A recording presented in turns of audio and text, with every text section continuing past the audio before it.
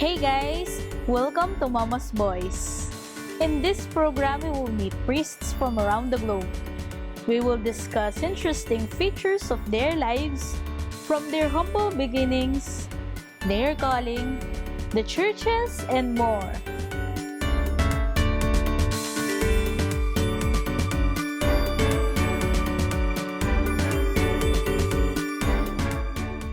Hey guys!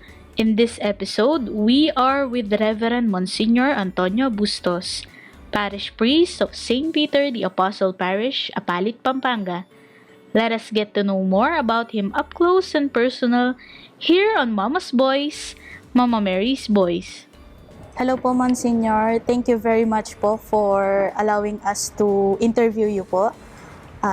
Can you tell us something about yourself po? Okay, good morning and welcome to the Parish Church of St. Peter the Apostle. I am Msgr Antonio Madrid Bustos. I was born in Masantol, Pampanga. So, this will be my 47th year in the priesthood, and I was ordained way back in 1975 in Rome during the Jubilee year when the late is now Saint Pope VI, no? He requested all the Catholic bishops of all over the world to send delegations from so that there'll be ordination of deacons to the priesthood. So luckily, I was one of those chosen to represent the Philippines way back in 1975 because I studied at the University of Santo Tomas Central Seminary. And of course, we are 8 in the family, and my parents were very religious. During their time, they go to Mass every day, and I look at them, they really want to have a priest son. So they requested my eldest brother to go to the seminary. I was the youngest then, and we visited him every Sunday. I was just most probably a grade school student, and I got my vocation while with my parents visiting my brother in the seminary. But is it your dream po, Monsignor, to become a priest po? When I was a grade school student, oh yes. But unfortunately, he left after 3 years in the seminary. So I told myself, most probably, in God's time, after I finish my grade 6, I'll tell my parents to bring me to the seminary. And Apalit was the seminary then, this seminary, Mater Boni Concili. We were the last one to occupy the seminary. I was a first year student when I entered the seminary. Then later on, after a year, we vacated this place and went to the permanent site of the seminary in San Fernando. The later Mater Boni Concili Seminary. And I stayed there for 5 years, and later on, I went to study in the University of Santo Tomas Central Seminary, where I stayed for 7 years. I took up my philosophy degree, as well as my theology, and I finished my licentiate in sacred theology at the University of Santo Tomas Central Seminary. And that was the time that I was ordained a priest, no? In 1975, June 29, during the Feast of St. Peter and Paul at St. Peter's Basilica. Wow. It's really coincidence po, ano, Monsignor? Oh yes, that's why when the Archbishop assigned me here, I told myself, I was ordained priest at St. Peter's Square in Vatican and I'll finish my active ministry year in Apalit at St.PETER's, the Apostle Parish. So I already finished 3 years of my assignment, so I still have another 3 years to finish my contract. And afterwards, I will already return my active ministry. What's your plan then, Monsignor, after you finish your active ministry po? Luckily, my sisters, the 2 sisters that I have, own hospitals here in Pampanga, and also a college. Usually, now I'm also active in helping them, the hospital as well as the school. So, that's the privilege that God has given me. I could help them. I could still in active ministry in the school and the hospital, since I'm very close to my sisters and brothers. No? They are very supportive to me, and I think I'll not have an idle moment in my retirement, because I can still continue serving the Lord actively in the hospital as well as in the school. All right. What were your previous assignments po, Monsignor? After my ordination, I was assigned to the cathedral as parochial vicar. After 3 months, Archbishop Senense assigned me at the Motherhood Council Seminary for 3 years. I was the prefect of discipline, and later on, I also took the econom of the seminary, and also teaching. I had 24 units with me then, no?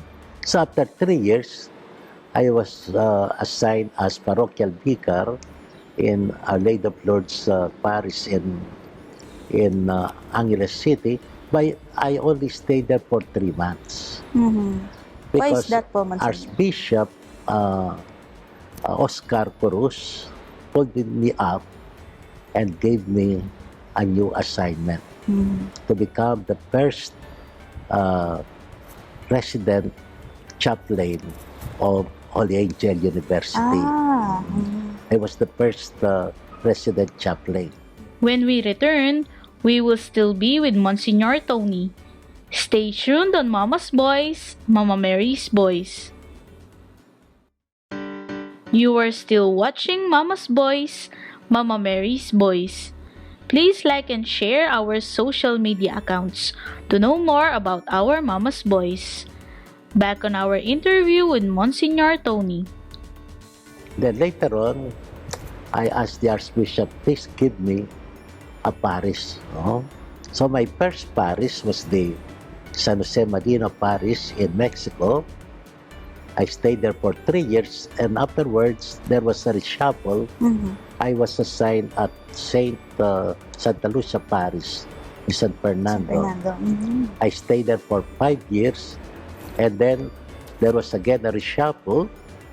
I was assigned at the Holy Cross Parish in Lubao. I stayed there for almost 8 years. And then I was brought to Santa Monica Parish at Mexico, Pampanga, where I stayed for 6 years.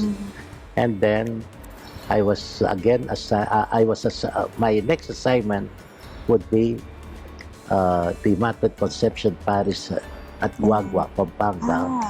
And later on, I was given, I think I like it, a small parish inside the subdivision in Angeles City, the Lord's Transfiguration Parish, LNS subdivision, and I like it. It's a very handy parish.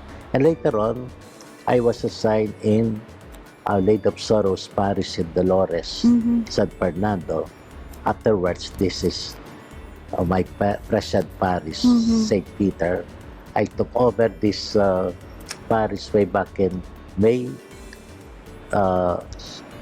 16. I think that was 2018. if I'm not mistaken, 2018 or 2019, when we had the big reshuffling. Monsignor, why did you choose to become a priest po? Is it a dream of yours? You told us a while ago that your parents were your inspiration po. Most probably, it was because I was inspired by my mother, for sure, no? She was a very prayerful woman. After attending Mass in the church, he would still stay for an hour in front of the Blessed Sacrament. And my mother did not know that when our sacristan saw a piece of paper there near the tabernacle of the church, what was written there? She prayed to Jesus that she wanted to have a priest son. No? Most probably, they didn't even force me to become a priest. Most probably, that was the result of the prayers of my parents. And when I graduated in my grade 6, so I told my parents, my father, "Oh, Dad, I want to enter the seminary." "Oh, wag ka muna," sabi niya. "You are still very young. If you will not bring me in the seminary and take the entrance exam, I will not enter the seminary." I was trying to joke them. So immediately my father brought me here in Apalit, and I took up the entrance examination. Luckily, I passed the exam. So the first night that I was here in the seminary, I really cried because that was the first time that I'm separated with my parents. And I thought I would not survive. But because of the prayers of my parents, really, after that moment of crying, my person, I already told myself, okay, I can survive. No? I think the prayers of the parents are so important and very powerful.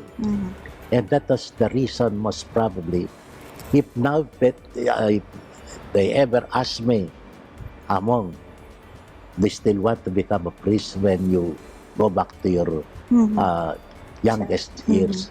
And I will answer, yes, for 10 times. Because I've enjoyed my priestly life. No? Even now, I'm enjoying it. No? Monsignor, do you consider yourself a mama's boy po? Of course, when I was a little child, since I was the youngest then, but now I'm not the youngest anymore. There are still 2 siblings, no?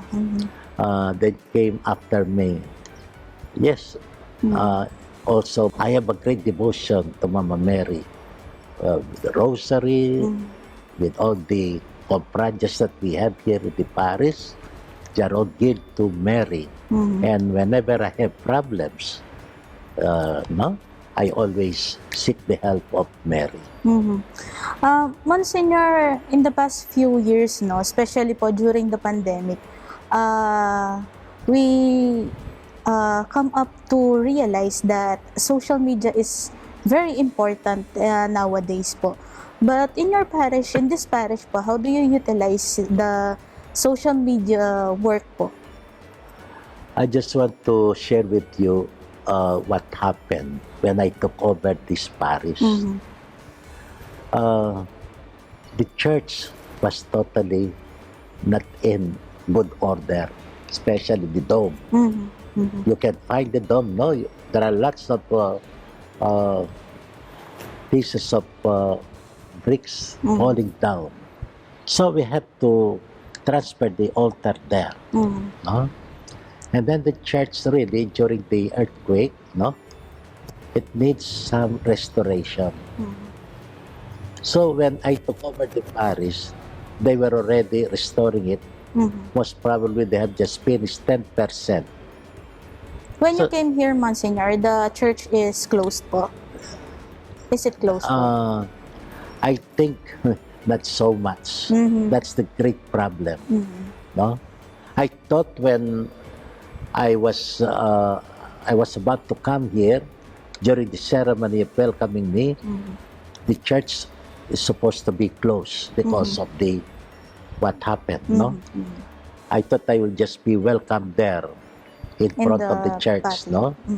Because this was closed then. So thank God, during the welcoming, we were able to convince those in charge that they will welcome here. But after a week again, closed, no? Ayun ang nangyari. Yes po. So, and then pandemic came, no? That March, I told myself, how could I continue restoring this church with this kind of atmosphere and environment lockdown? So, I prayed a lot, no? It was through prayer that enlightened me to seek the advice of my elder parishioners here, no? So I asked, can we still continue with this kind of atmosphere that we have? Mahirap ang pera, pandemic, close lahat, walang negosyo. Sabi nung tinanong ko, no? Ay, among, sabi niya, pandemic, hindi pandemic, malalaman mo kung sinong magbibigay, those who are charitable at yung hindi. So with the advice of that woman, I reflected again and I prayed again, and then I was enlightened to continue. When we return, we will still be with Monsignor Tony. All this and more on Mama's Boys, Mama Mary's Boys. Welcome back on Mama's Boys, Mama Mary's Boys. Don't forget to like and share our social media accounts to know more about our Mama's Boys. Back on our interview with Monsignor Tony. So I used the mass media, no?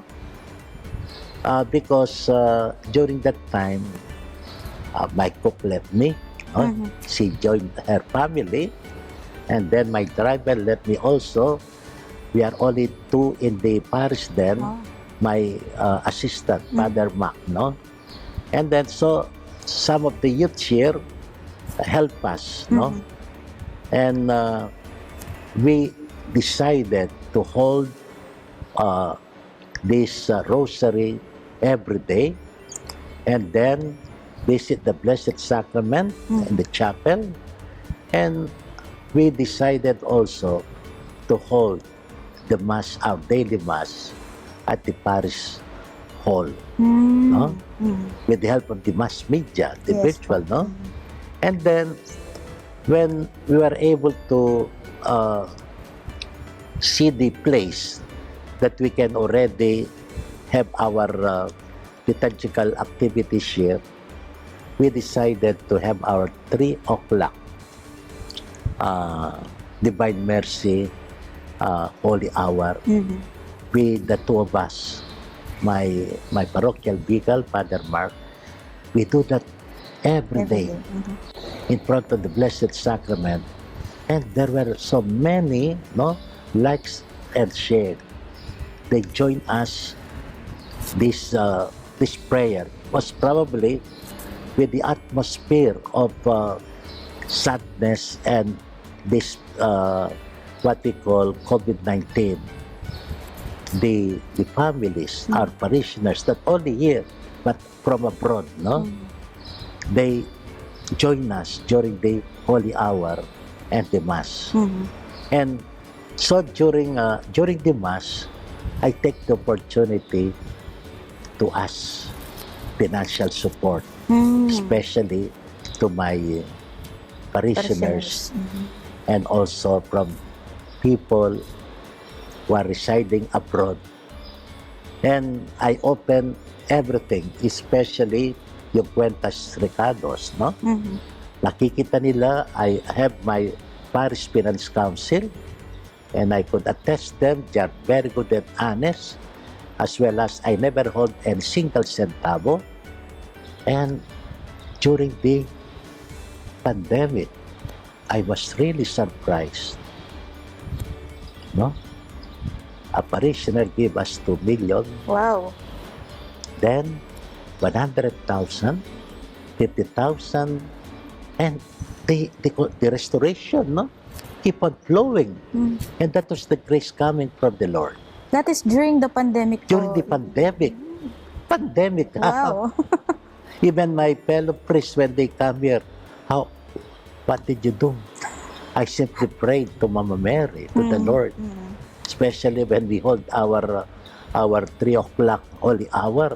I really prayed a lot, because whenever I have a project, I usually have that prayer, I compose a prayer every day that's being prayed before the Mass. So we have that for the restoration until now. Wherever I go, that's why the Lord really gives me a lot of favor, especially these donations coming from different people, and those who donated here, no, 80% come from this parish. Wow. And we're able to finish already last December the exterior side of the church. If you see the church now, you might get mistaken that you are in Rome. Yes po, Monsignor. With the beautiful exterior of the parish church. And we are now having the rewiring of the church. Pinababago ko lahat ng wire, Opo. no? Lahat ng bago, and I already have the money Wow. for that, no? In fact, our mayor gave us personally 1 million Wow. for that, no? And then we'll have a new sound system. We already ordered it. Yung nag-ano sa Manila Cathedral ay nang gagawa dito. We already gave them 30%. And I think they ordered that in Poland. I just talked with the marketing manager that they'll come here and look at the place, no? And they'll coordinate with the electrician, no? So that when it will come, most probably at the end of the month, or 1st of April, they will install it already. And I spent a lot, because now inside the church you can hardly hear, no, the sounds, no, because of this dome. But we spent a lot. I told my parishioner, I think we have to buy a better one, even though we have a beautiful church. If the sound is terrible, we will never appreciate Yes. the liturgical activities here in the church. So I told the Committee de Festejos this year to really donate the whole subsystem, and they agreed. Speaking of which po, Monsignor, during the pandemic po, how was your activity po in the church? Especially po your feast day, the feast day of St. Peter the Apostle po. During the feast day then, no? And of course, you know that the feast day here, we have 3 days fiesta. Yes po, Monsignor. 28, 29, 30. And luckily, I was able to witness the first fiesta here, my first fiesta. Because I came here May 16, and then the fiesta would be on June 28, 29, and I was here already. And what I could say, there are lots of people coming here. St. Peter has many devotees as far as different places here in the Philippines. I was really surprised, and I interviewed some of the visitors coming here, the devotees, no? Tune in on the next part of our interview with Reverend Monsignor Antonio Bustos. We would like to thank the following: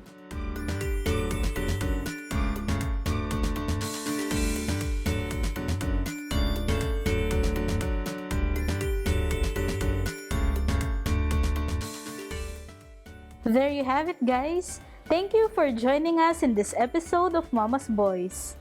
Hope to see you in our future episode. This has been your host, Karen Dane. Jamataray shune!